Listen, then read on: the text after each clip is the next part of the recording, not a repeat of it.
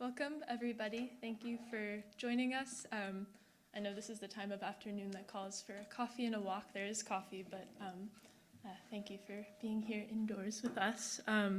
This is the 9th year of LitFest, and we are already planning ahead for the 10th birthday celebrations we're going to have next year, as Jen said last night. It's also the 4th year running that we've had this combined student and alumni reading. I've read at the last 3, and now, having just crossed the divide from student to alumni, have the pleasure of hosting this one.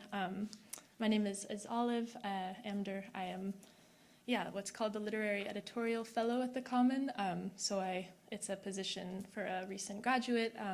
I work full-time from the basement of this library and do a kind of combination of editorial work and then things like sending emails to you all if you're subscribers or donors or anything like that. And I ship out issues, so I spend a lot of time, this semester shipping out issue 26, which is our most recent one, and we just sold out of it. So that's very exciting. And I've also had the opportunity to dig into a lot of editorial work, so I read our submissions queue and I pick out things that I want to work on. I think the amount of care and attention that the Kamin gives every piece is really special, and I've learned a lot being a part of that. And if you're not familiar with the Kamin, I should also say we are a literary magazine based here at Amherst College. We publish fiction, nonfiction, poetry, interviews and reviews and art as well, twice a year in print, and then pretty much all the time online. And we think pretty broadly about a sense of place in our work. And so we love, especially when everybody is on campus with us, celebrating this place. So without further ado, I will move to explaining this event and how it'll work. We have 3 Amherst College alums here to celebrate kind of post-college writing work, and then 5 interns from the Kamin who are here to give a sample of either work from the Kamin or work that they have written themselves.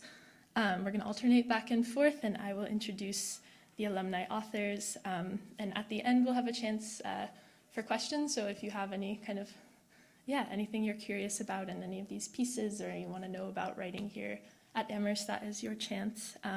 There will also be time for book signing. There's some copies of the alum books for sale, courtesy of Amherst Books. There's no intern books yet, but I'm sure they would sign something for you if you wanted. So thank you all again for being here. And I want to ask Sara to come on up and read.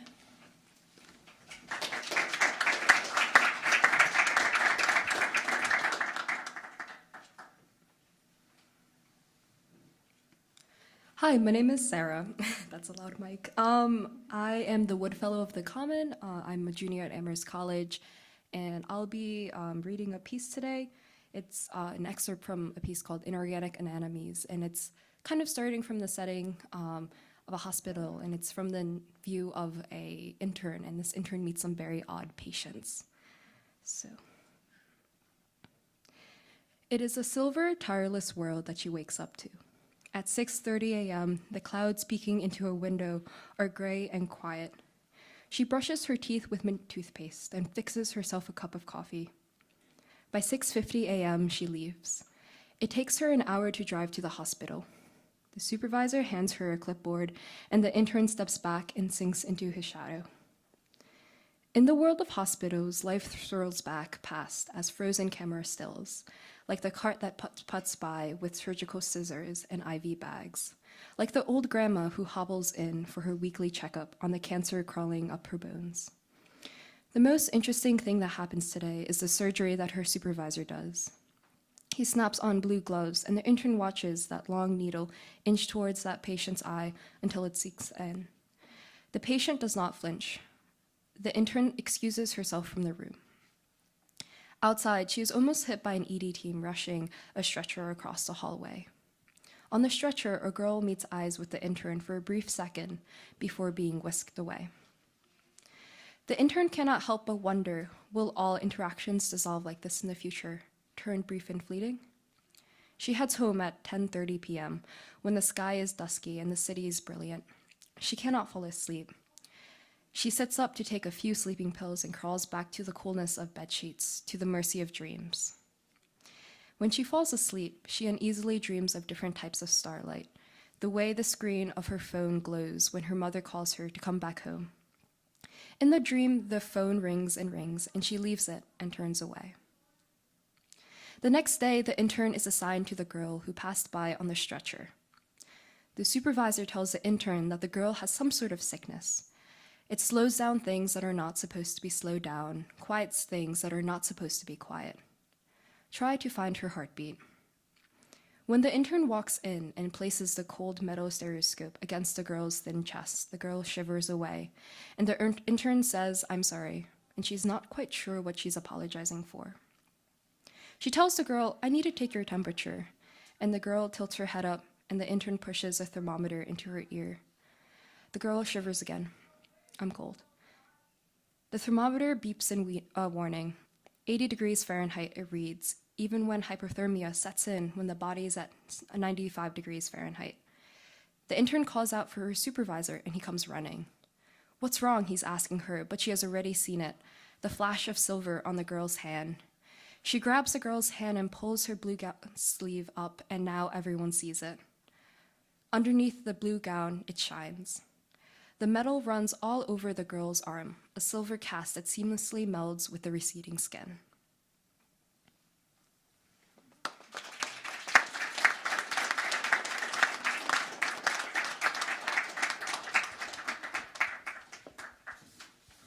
Thank you, Sara. Next up, I'm going to introduce Dr. Lisa Biggs, Amherst College class of '93. Lisa Biggs is a performance studies scholar whose research connects the creative arts to contemporary politics. In her award-winning first book, The Healing Stage, Black Women, Incarceration, and the Art of Transformation, which is for sale back there, she argues that Black cultural practices such as poetry, song, dance, and theater are essential to the healing work of women behind bars, as well as to ongoing efforts to resolve human conflicts and transform criminal legal systems.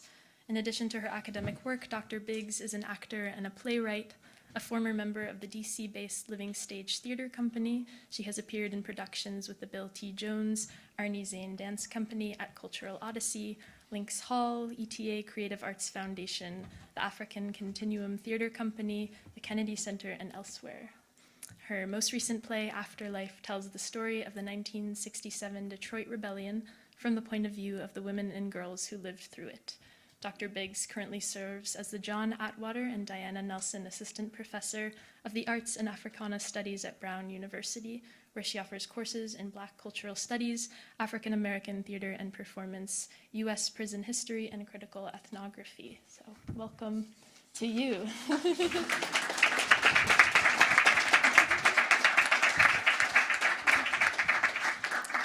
That was quite a mouthful. Thank you.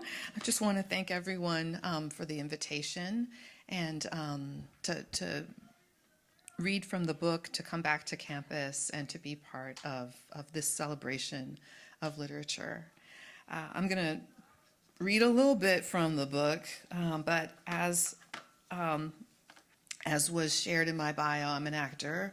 So I'm going to try and do a scene and a monologue. Usually one does this with the partner, so we'll see how well this is. I'm going to channel some performance studies, history, and back in the day, they always used to perform at the lectern. One side was one character, and the other side was the other character. And someone would be in the front, the middle, anyway.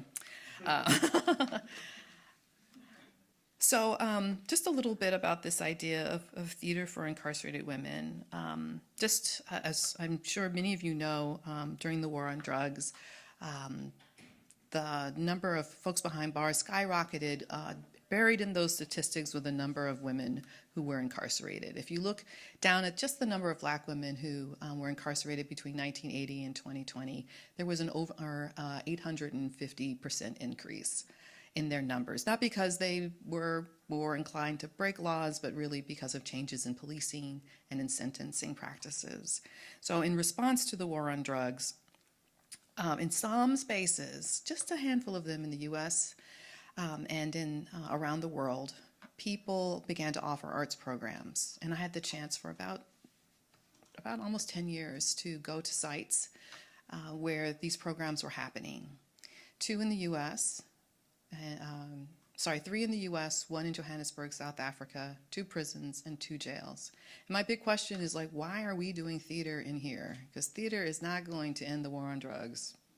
Theater is not going to end mass incarceration. It's not going to end poverty. It's not going to end addiction. It's not going to end domestic violence. It's not going to end child molestation. It's not. And I knew that 95% of women behind bars are survivors of domestic violence, and an equal number of them are survivors of sexual assaults that happened before they were 13 years of age, and that those who turn to drugs and alcohol primarily do so out of an attempt to heal themselves, to not really heal, I should say, but to soothe themselves, to take away the pain. Because where they have asked for help, they have been denied. Where they have asked for help, they have not been believed too many times.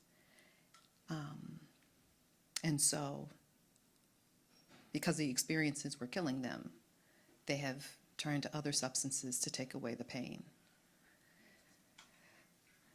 But at a handful of sites, by the late 20s, the 2000s, people were making theater. And I wanted to know why, and really why they called this work healing. As a theater person, I have often called theater work healing. So I was trying to understand what they meant. And so some of what I learned is this. Stage healing, which is the term that I coined in order to describe what they're doing. It is a practice of self-repair that is generated and sustained by women behind bars in collaboration with the volunteer theater artists who direct their drama programs. That term is deeply embedded to Kara Page and the Kindred Healing Justice Collective, who characterize healing justice as how we can holistically respond to and intervene in generational trauma and violence, to bring collective practices that can impact and transform the consequences of oppression on our bodies, our hearts, and our minds. Prentice Hempel explains that making this active intervention makes listening to and collaborating with people who are imagining transformative responses to harm other than feeding Black incarceration. Healing justice recognizes that locating alternative non-carceral responses to harm doing requires finding ways to develop and to honor practitioners of very many different disciplines and modalities with the capacities and skills to be with trauma, to know themselves well enough to navigate the complex train of emotion, and to guide others toward change. So the people who I write about are just those theater practitioners. Everybody cannot do this work. Everybody should not try. You have to be really deeply grounded, well-regulated, capable of being with people on truly what is often one of the worst days of their lives. And that's just getting past the security, the officers. And then you get to the workshop with people who may also be dealing with loss of family, loss of job, sense of deep hopelessness, deep sense of guilt, a lot of anger, and a lot of shame, and shut down. So the places that I worked, that I studied, were astute at creating spaces in which people who were really facing some of the worst experiences that one might imagine, and welcoming them in, saying to them through song and dance and poetry and storytelling and jokes and improv that I see you just as you are. I welcome you as you are. My job is not to shame you. My job is not to rehabilitate you. It's certainly not to punish you, but it is to meet you as you are and to create a space so that you can share whatever is on your mind. They did that in the absence of other forms of care behind bars. And the reason that women came to the programs, in some cases for decades, is because they were the only place in their carceral facility where they could show up, they could be their whole selves, and they could discover something else. theater programs for incarcerated women that I write about offer invitations for people to, yes, reflect upon the past, but also they invite them to meet themselves by uncovering all the layers of shame, the public shaming, the familial shaming, the personal shaming, the anger, and so they might meet themselves through play. And it's a good time. So an example of one of the pieces that I really love that came out of this work, and just to let you know, I'm going to use pseudonyms in order to protect the identities of the incarcerated women at the center of this study. But a story I like to tell is about a play that I call The Pink Dress. So, true story. New warden gets job at a women's maximum security facility in the Gulf Coast. And he notices that on the compound of about 1,200 people, that there's a group of black women, kind of butch in their attire. They are wearing their uniforms out of compliance in what he called too masculine a fashion. So their uniform is a baggy white t-shirt and oversized blue jeans. And sometimes, if the weather's right, like a long sleeve blue jean jacket. Not a femme outfit by most people's definitions, but he decided that a group of them were wearing their uniforms in too masculine a fashion. And so to punish them and to teach them about proper feminine ladylike behavior, he identified a group of them and he stripped them and he told them that they had to wear what became known as the pink dress, which was basically a bed sheet dyed bright pink with a head cut out for a hole cut out for the head. And that was translucent, so you could see the form of their bodies in their underwear as they went about their daily business on the compound of 1,200 other people who were wearing the standard uniform. One of those women was a drama club member, and she came to drama club rehearsal Saturday morning wearing the pink dress. And let me tell you, initially everybody fell out laughing because it was the most hideous, ridiculous thing they had ever seen. And she was a butch lesbian, right? They were like, I have never in my life imagined that you would be wearing a dress, much less that hideous thing. But she started to cry. And so the mood quickly changed, and they had the conversation then about what had happened. And collectively, they realized that the warden had misread what was going on at that facility and the importance of black lesbians in the community there. And so they decided that they were going to use their theater program in order to stage an intervention. And in the middle of a piece about beauty that they were already working on and they got approved to perform, they built this set of 5 scenes in a place they call Pinky's Boutique. So the main character is a person called Starkey. Starkey actually kind of looks like me today. Short, black, salt and pepper hair, but she's wearing kind of a white uniform, but kind of looking kind of butch though, bigger shoulders than I have. Anyway, so she's a formerly incarcerated person.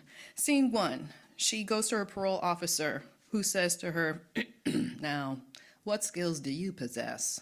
She replies, well, I can do just about anything. I mean, I can lift, I can stock shelves. What do you need? She replies, well, I don't have anything for stocking at this time. I do have something in sales. Oh, sales? What would I have to do? Well, it's a ladies' boutique. There is a stipulation. You have to wear a pink dress. A pink dress. And after she sees Starkey's response, the parole officer, because this is theater, right, makes a take to the audience and says, the nerve of her coming in here demanding assistance. I guess she don't realize that I'm her parole officer and I hold the keys to her freedom. She can either accept this job or Starkey says, okay, no, at this point, I have to do what I have to do. Very good. Gives her the address to Pinky's Boutique, a women's clothing store. Scene 2. The receptionist. Oh, I should say the parole officer is wearing a bright pink suit. So is the receptionist. Think 80s. Bright pink. Okay. So Starkey walks into the salon. Receptionist says, welcome to Pinky's Boutique. Starkey replies, hello, Mama. Ooh, I came for the job, but I would sure like to work on you. The receptionist says, let me get the manager. She exits, and Starkey takes this moment to look around the store. She realizes that there's some mannequins, what she calls dummies, in the script, and there's some mannequins in the back who are all wearing pink ballroom dresses. just to make a point, right? This is a pink, they sell nothing but pink clothing in here. So Starkey says, man, even the dummies look up in here, what? Scene 3, manager comes in wearing a pink suit, says, may I help you? Starkey replies, they sent me for the job and I cannot wait to start working up in here. The manager says, well, you know what? Here's a copy of our sexual harassment policy. Here's a copy of the rules and regulations. You got to wear a pink dress and stilettos. Here's the application. Fill it out. Meet me back here at 1. Starkey exits. 2 people who are working at the store, also wearing pink dresses, run up to the manager. Oh my God, you cannot possibly hire her. She act like something wrong with her, like she just came out of rehab. She looked like she gay. Ah! The manager goes, some of y'all just came out of rehab. Let's get lunch. They exit. Okay. Starkey comes back in moments later, right? Nobody's in the store except for the mannequins who are frozen in the back. Hello, Starkey says. Hello, hello. I guess I'm early. I really need this job, and I am tired of being what everyone else wants me to be. I'm good just as I am. Lord, why can't they accept me for who I am, just as I am? Because I'm proud of who I be. Because God created perfection when he created me. They say that beauty's only skin deep. I say that's a lie. I feel beauty is love and it comes from the inside. So what? My stomach isn't flat. I'm still a lady.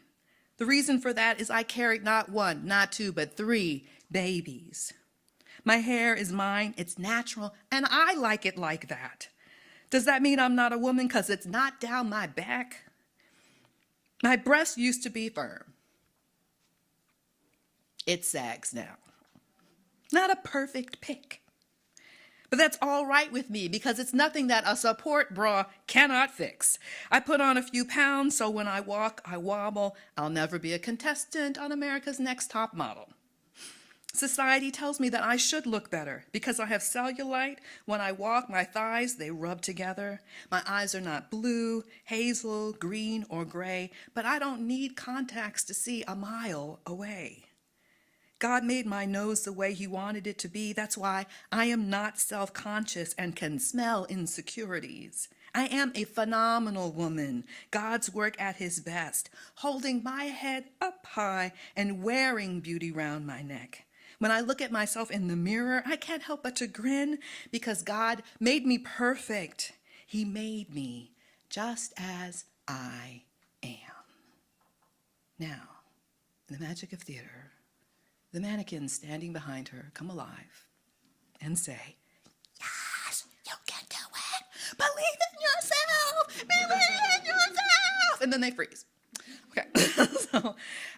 And at that moment, the manager comes back in, and this is how this scene resolves. She says to Starkey, 15 years ago, I was imprisoned, and somebody gave me a chance. See, I know what it means to be judged. Even before you open your mouth, folks stopping being your friend when you tell them you've been incarcerated, family not trusting you because they don't see you as a family member. They see you as a criminal, a convicted felon. My God is a God of second chances. And I am willing to give you a chance, but I expect great things from you. Can you lift boxes? Stock shipments when they come in? Yes, yes, yes, yes, yes. I can do that. I can do that.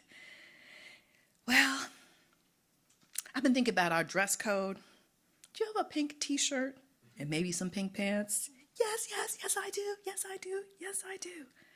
Thank you so much. And they exit together. Now, I know I'm over time, sorry. The reason that I wanted to share this story is because I think it really epitomizes the work, and you have to read the book to get all the details, but of what it takes in order to create a space in which a group of women who have already been penalized by society for what they have done to themselves and to others, and additionally penalized by the correctional facility in which they live, what it takes in order to prepare them to tell this story that could have gotten them and their program shut down because of its, I'm going to say, explicit critique of the criminal legal system. Instead, what happens at the end is, at the end of the performance, is that this show that happens in a women's carceral facility with an audience of 300 people and little old me sitting in the front with a couple other volunteers. It ends with people in the audience on their feet, singing and dancing, affirming this story, including the officers who are working that day. It also ultimately contributes to a transformation in the uniform policy. The pink dress is no more. But the work that theater artists that I have been curious about is about really using performance, using theater, dance, storytelling, poetry, improv, play, in order to create the conditions for women to address the things that are hampering and limiting them, so that they can meet themselves with a greater sense of their own capacity and with greater ease, so that with that greater ease in themselves, they can have greater ease with other people, and working together, they can figure out ways of transforming institutions. And that is not reform. That is transformation. And that is what they want. And that is what we need. Thank you.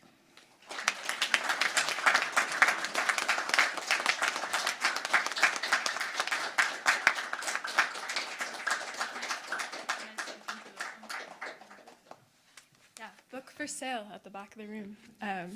Next up is Sam.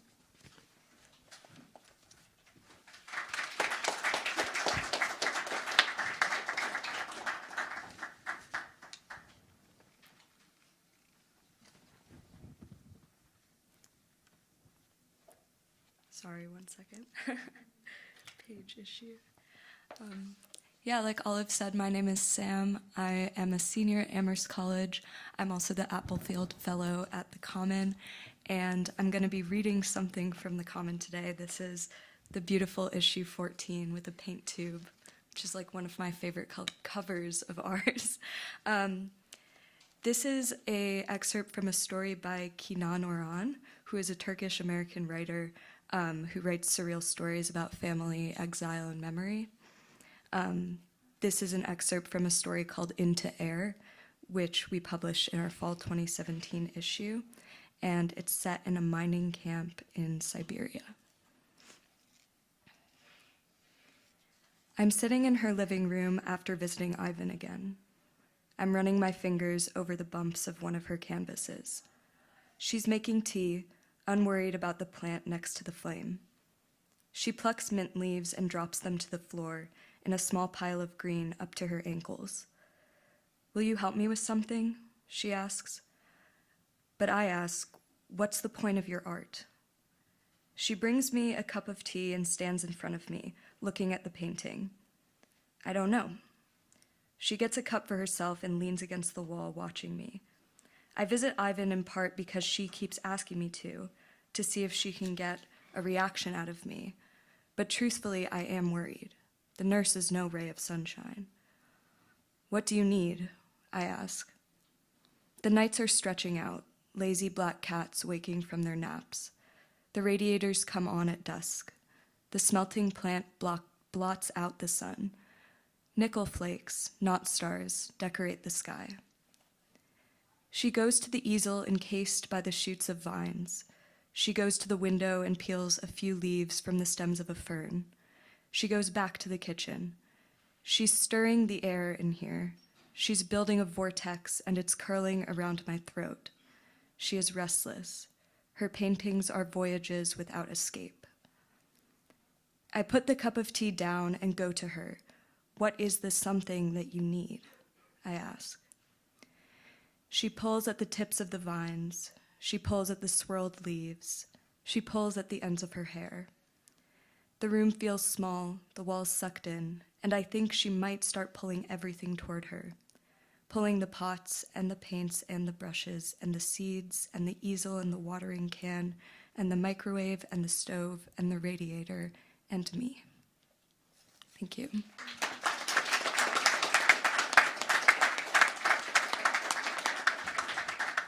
I think I can't use this still. Sophie is next.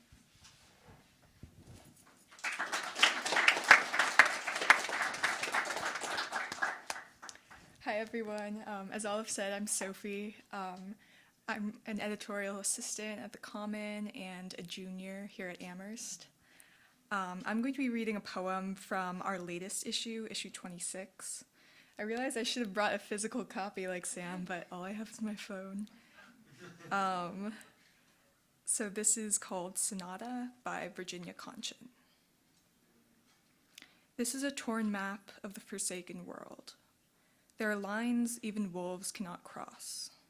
Every voice an epitaph, then a little tune from the neighbor's garden apartment, suggesting a rondo or circle of fifths. Plato said the soul is a perfect circle, perfection from the Latin perfectus, meaning a hollow object, complete. When a child, I spake as a child. Then I clung to childish things. String theory, interconnection, held fast by grace and gravity. That too has occurred to me. The trick is to stay embodied, seeking guidance, blessings, or propitiation from the gods. I spread the atlas on the floor, confuse it again with territory. There's no allegorical signifier for which god stands, except the mark its invisible hand. I don't feel crazy today, but the light coming in through the windows accentuates the dirt-cake surfaces, the intervening themes. When Schubert passed of typhoid fever at 31, he left us a vast of an unfinished symphony. Thank you.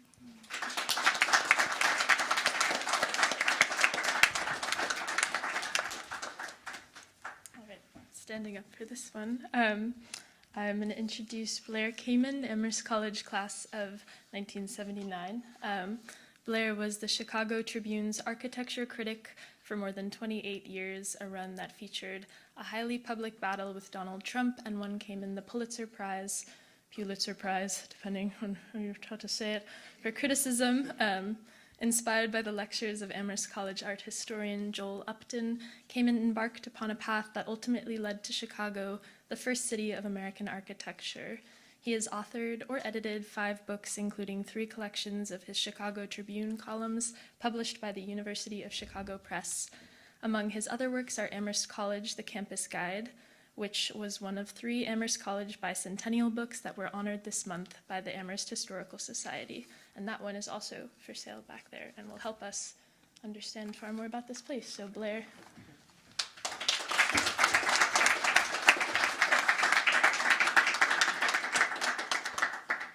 Thank you, Olive.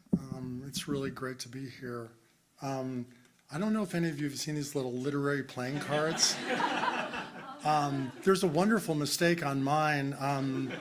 It says that I graduated in 1989. I actually graduated in 1979, so I want to thank LitFest for making me feel 10 years younger. Being an architecture critic, when I was out for a walk this morning, naturally I noticed something on a building that bothered me. And it was the cornerstone in the at South College, the first building that was erected on this campus, beginning in August of 1980. Townspeople from Amherst gathered. They brought granite, brick. People built bonfires so they could sleep overnight. Women cooked. It was like a barn raising. And this highly significant moment in the college is marked by this cornerstone, which is covered almost entirely by a gutter that runs right down the facade of South. So it's kind of a metaphor, this covering, this near erasure of history that really, to me, epitomize the state of the college's general understanding of the architecture on this campus. There had been a book written by Stanley King, a president of Amherst, called The Consecrated Eminence in the 1950s. By the early 21st century, it was out of date. With respect to any presidents of Amherst in attendance right now, it largely focused on fundraising details, stuff like that. Yeah, I know. That's what it's all about, right? Anyway, and it didn't really talk that much about architecture. So Carol Clark, a professor of art history here, and I conspired about 12 years ago to persuade Biddy Martin to sponsor an architecture guide to the college that would, rectify this grievous void in the college's understanding of itself. So I had the honor and privilege to research and write this guide with the help of many Amherst students. And the task for me really was to write the guide, but not doing it in a way that sounded like I was like a cheerleader, rah, rah, rah, like a Chamber of Commerce booster. So I'm just going to read the introduction to the guide, and you'll see at the beginning how I tried to inoculate myself against the charge that I was like a rah, rah cheerleader. In my line of work, in which everyone strives to be a card-carrying skeptic, no one wants to be accused of writing a love note. A love note, for the uninitiated, is a fawning article, a piece of puffery to which no self-respecting reporter would attach his or her byline. This guidebook aims to be a different sort of love note, a passionate, full-throated appreciation of Amherst campus, yes, but also a demanding assessment, one that does not hesitate to call out instances in which the college and its architects have failed to aim high or have fallen short. To me, that's true love, not blind admiration or rabid boosterism, but an esteem based upon a searching eye, a generous heart, and a mind open to all forms of experience. In that spirit, these pages paint a picture of the Amherst campus that reaches beyond the visual to the multisensory. On the college's spectacular hilltop plateau, visitors breathe in the same intoxicatingly fresh mountain air that inspired the poets Emily Dickinson and Robert Frost.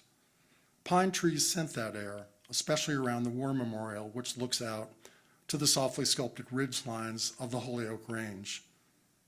The granite interior stairs that ascend to the elegant simplicity of Johnson Chapel, their treads worn by the footfalls of myriad generations, remind students that they're walking in someone else's footsteps and that someone else will walk in theirs.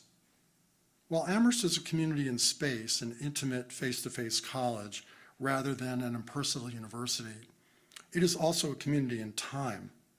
Its history now stretches back more than 200 years, and its campus, seemingly fixed but always changing, exerts a strong gravitational pull, the power of place.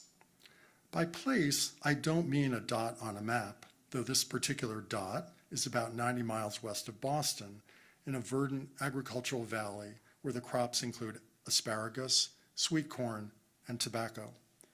Nor by place do I mean a self-aggrandizing institution of higher learning that accumulates buildings by famed designers like celebrity autographs.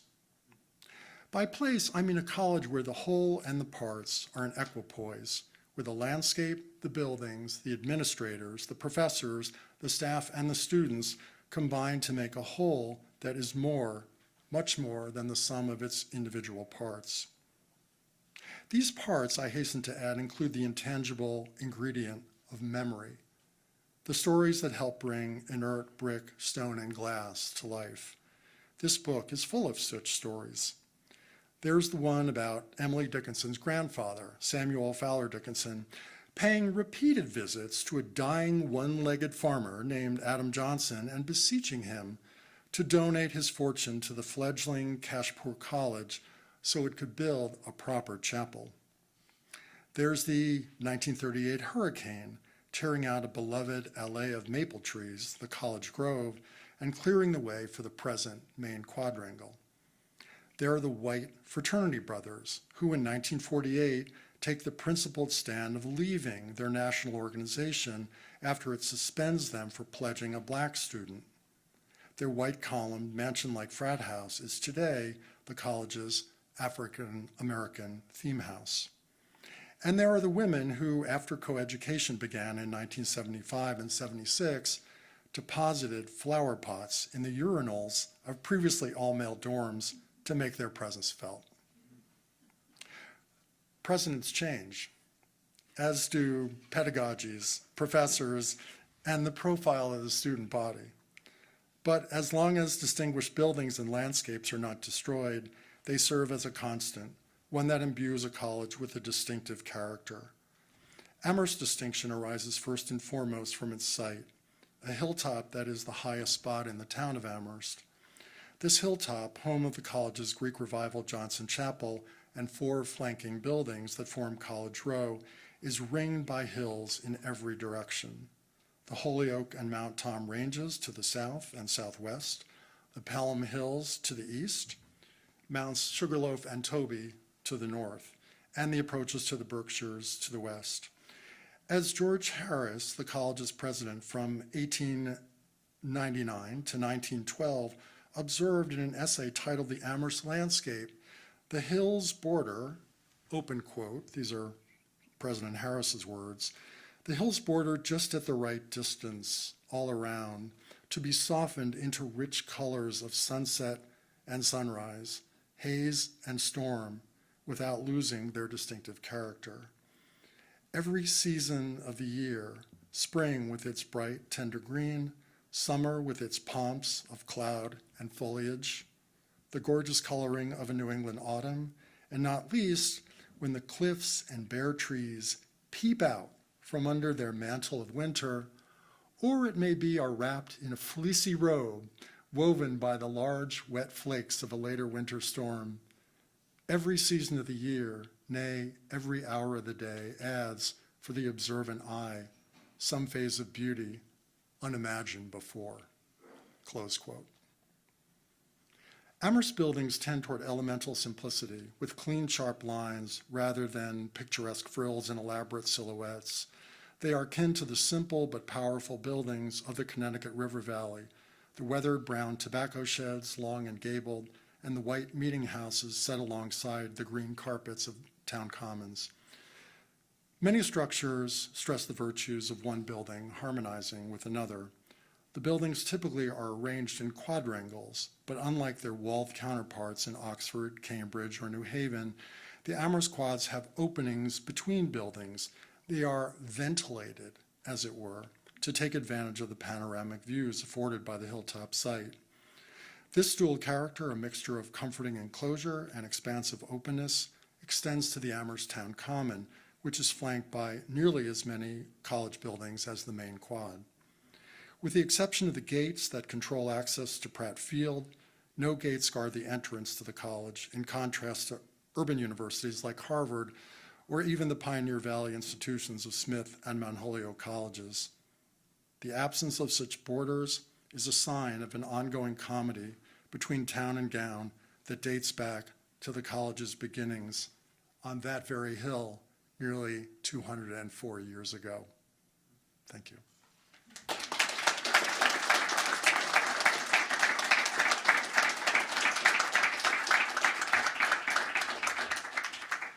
I know I have a lot of very specific questions for Blair later.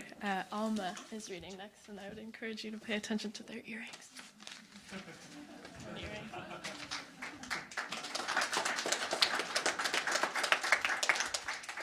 Hello, I'm Alma. I'm a junior, and I'm the graphic design intern here. I'm sorry, Blair, for the year mishap on the trading cards. So I'm not a writer, so I'm going to be reading a very recent poem from our January online poetry feature. And I don't know why, but 2 years in a row I've read poems about bees, so I brought a bee earring today. Just one. This one is called Holy Saturday by William Farguson. I woke up hungover in the dull light that fell in lines across the sheets. I didn't even drink that much. I didn't kill myself last night, even though I wanted to, even though the thought came in strong and unannounced, like a breeze through a cracked door. This morning, I walked into the living room, where, above the sliding doors, the long horizontal windows cast beams of light across the floor. In the corners of the frame, I saw a yellow jacket, or maybe a hornet, struggling to get out of a window it couldn't open. The world on the other side must have seemed so close. When I got closer, it fell to the floor, where I saw it was a bumblebee, those heroes of the insect world, the kings of pollination. I grabbed a plastic cup and a paper towel, scooped him up as gently as I could, like I was an elevator the bee was stepping onto, watching his little legs sense the plastic. I could do this one good thing today, even if the bee didn't know I was saving him by containing him, even if releasing him meant I would be alone again in my apartment. I took him outside, into the cold spring grass and flower beds. I bent down among the mulch. I aimed the rim of the cup to the edge of a daffodil blooming in the sun. The bee left the cup and went straight into the bell of the flower, covered himself in pollen. I left him alone and went back inside, to my walls and my lamps, and my air-conditioned air that came back to me from the fan that spun on the ceiling. Thank you.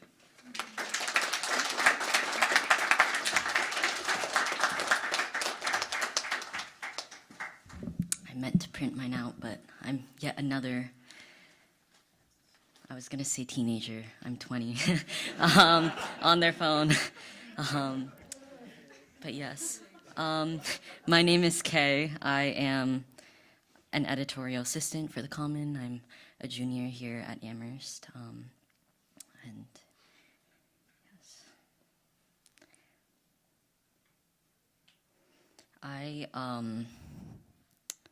Last year I read a really sad poem. I'm not going to do that this year. I've been thinking a lot about joy and how to write about it and what it means to write about joy through all the violences that occur every single day, you know, like in this country and elsewhere in the world. But I'm going to be reading a prose poem I wrote, or 3/4 of it for time. And I guess to preface, on the page, there are names of people, some of whom are in the audience or on stage, blacked out. So I'm going to try and represent those with silences, small silences as I read, but yeah. While I was driving today, I almost swerved into the side of the road because my gaze was fixed up towards a swarm of starlings moving in such a delightful way, contracting and expanding how my belly does when I remember to breathe in what told me is called murmuration. Here they were, swooping and plunging their bodies into variations of stipplings against the sky, which was purpling with clouds and broad streaks that reminded me of brushstrokes as they swept paint across their canvas with one hand in their back pocket, and stood the same way the first time he said my name, which was the first time anyone said my name like that unpaired, and then I slipped myself into his pocket, into his hand, so I could learn the every crevice of his palm. These days, my fingers still remember the path they trace, but forget what it felt like, and I instead find myself thinking of his hands caressing the space around me to hold me without touching, my hands cupped towards to me, and I want to hold you in my palms and put you up to my ear and just listen. And finches are supposed to cheep sharp like collarbones, which I scoop moonlight into while we fold our whispers into the tree house we built. But the finch and I made instead warbles with a warped little throat, and I have yet to reach out my hand to and ask if they'd like to dance to her song, because sometimes I dwell too long on what should and shouldn't be, though I think if we did dance, we would look something like how we already do when we walk, tripping over one another. But at night, I find myself spending more time checking weather, is looking at the stars than I do looking up myself, and instead of pulling my coat tighter around me when the cold nibbles at my neck, I pull closer against my hip. When skips, her sandals slap against her feet like fish, which is also how, and I kiss like fish, and somewhere in this I learned that all we can really do is just be.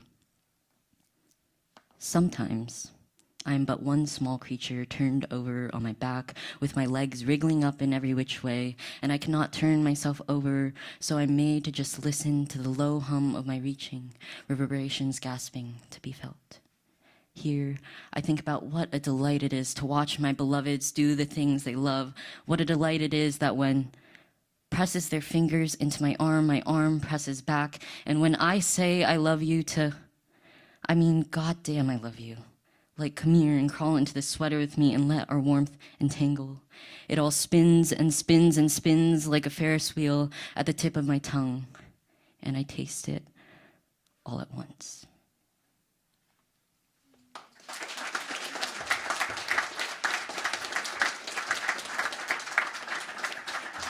Thank you, Kay. We're going to end with more poetry. Anne Pierson, Weiss, Amherst College class of 1985. Anne's first poetry collection, Floating City, published by Louisiana State University Press, received the Academy of American Poets Walt Whitman Award. Her second collection, Which Way Was North, for sale at the table in the back, was released in September of 2023. She has received the Amy Lowell Traveling Poetry Scholarship, fellowships from the New York Foundation for the Arts and the South Dakota Arts Council, and a Discovery the Nation Poetry Prize. After an 8-year adventure in South Dakota, we are welcoming her back to the East Coast. She and her husband, writer Ben Miller, have recently returned to live in New York City once again. So, Anne.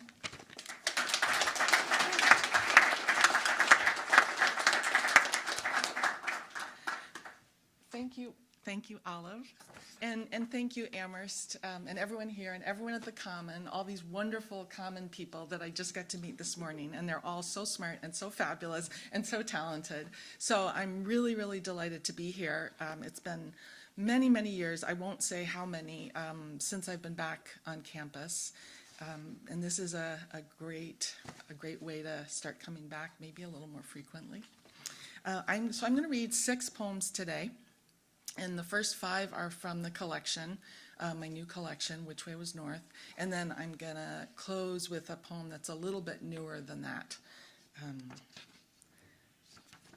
And the collection is, for those of you who don't buy it, the collection is split into 2 halves, one of which deals mostly with Upper Midwest themed poems, and the second half deals mostly with New York City themed poems.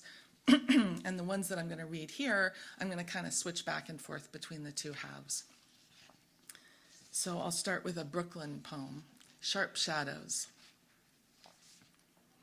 On our kitchen wall at a certain time of year appeared what we called the sharp shadows.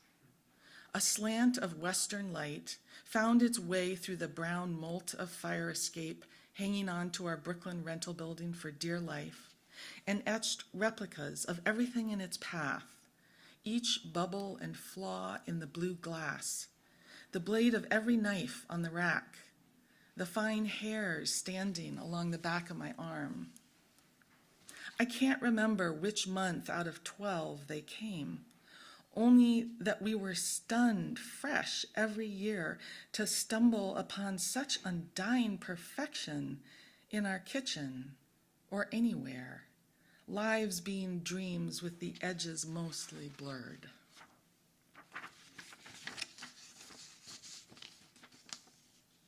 And whenever any of my family, friends, or acquaintances ask, why did you move to South Dakota for 8 years?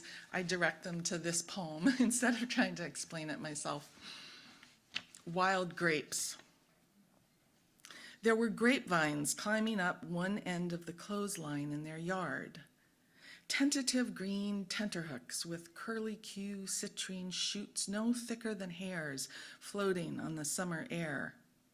Pointedly ignored by my grandmother, every August they produced several diminutive clusters of grapes the color of opals. Not fit to eat, my grandmother said, which may or may not have been true. She'd grown up a child of sharecroppers, and in later life was resolute in her refusal to engage with the dirt or anything that came out of it. Birds were her thing, laser-like purple martins that skimmed but never touched the ground, electric finches in their branch heaven, even sparrows so modest yet possessed of wings. My grandfather, with his encyclopedic knowledge of cattle, crops, and roads, dwellings, weeds, and lunch counters, could probably have told me something about the grapes. But it never occurred to me to ask, since the clothesline and everything attached to it was women's work. By the time I knew them, my grandparents didn't say much to each other beyond what was unavoidable. I remember my grandfather flipping his table knife around, holding the blade, pointing the back end at a bowl of butter, my grandmother passing it. What my grandfather loved was heading uptown to the F&M Cafe at 5 a.m. to sit with his cronies, sip weak coffee, smoke a pipe, converse about more ways than one to skin a cat, jack of all trades, master of none. I was from far away, a city where grapes from some nameless other place accrued in slain heaps beside the apples and bananas in the A&P. This was before kiwi fruit came to the USA, or cable TV, or anything digital. Back then, all the clocks still had faces. I never ate one of the clothesline grapes. They were so local, they were off limits. After all, I only came for summer visits, and although I was young, I knew the distance between tasting and living.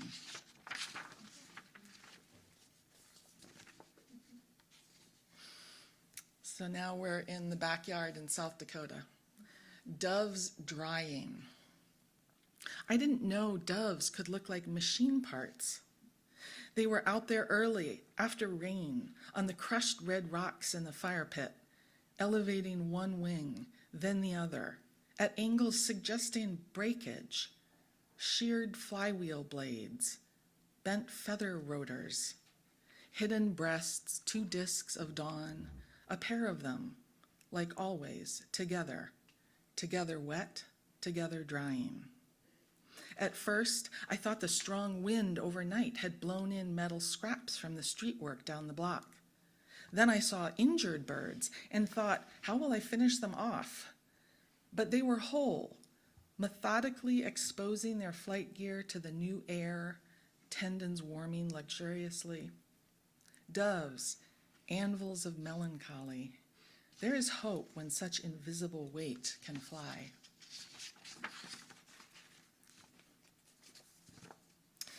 This is a poem that I suppose could be either place.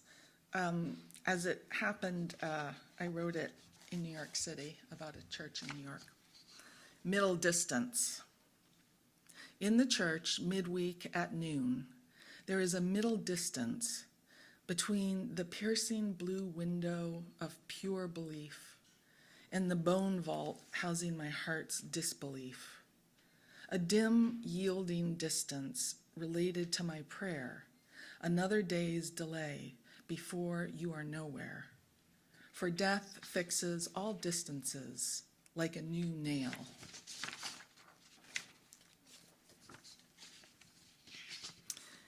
Thinking about moss. This poem is about a spot on 6th Avenue in New York, Manhattan. Outside a deconsecrated church turned nightclub on 6th Avenue remains a thriving patch of moss, green as spring, even in winter. Tucked along the edge of the foundation, it renews itself imperceptibly beneath our eyes, proof that people and their constructions change more quickly than plants and less predictably. We gather and disperse under this pretext or that, flying our beliefs like bright kites while the string lengthens and then snaps. Which of us could say how long that moss has lived there, sacred in its busyness, absolute by nature? Even if we stop to watch, we can't see it working. Garbage men, early in the morning, bowl trash cans down the avenue in the milky light as if aiming for a strike. Waiters poise for a fervent smoke at the curb before plunging back through the front doors of restaurants. Street sellers of all stripes hover like peripatetic hosts, torn between showcasing their wares and consolidating them for a quick getaway if the cops show up. Humans, we jangle like bells with our need to be noticed. We ring in our towers, balanced on air.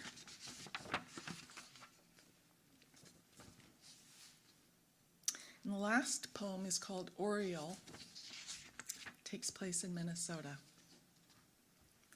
The bird comes out of nowhere, alighting on the deck rail beside us, its saffron feathers shocking, like fire, like neon, like a tear in the otherwise ordinary air, oozing color from the other side, where streets are paved with gold and everything too bright to keep living in this world finds a place, the passage being death and or memory and or imagination.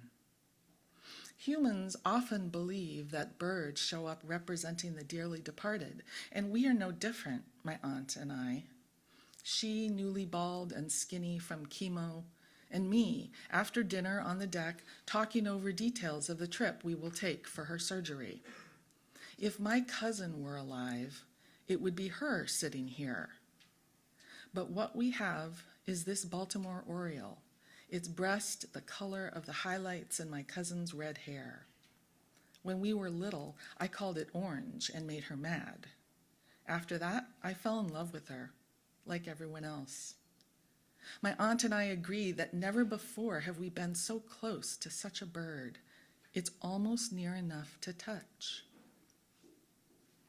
All the days you spend with someone you love turns into this, a wild otherness that lands and burns and leaves as it will, with no warning and no guarantee of return.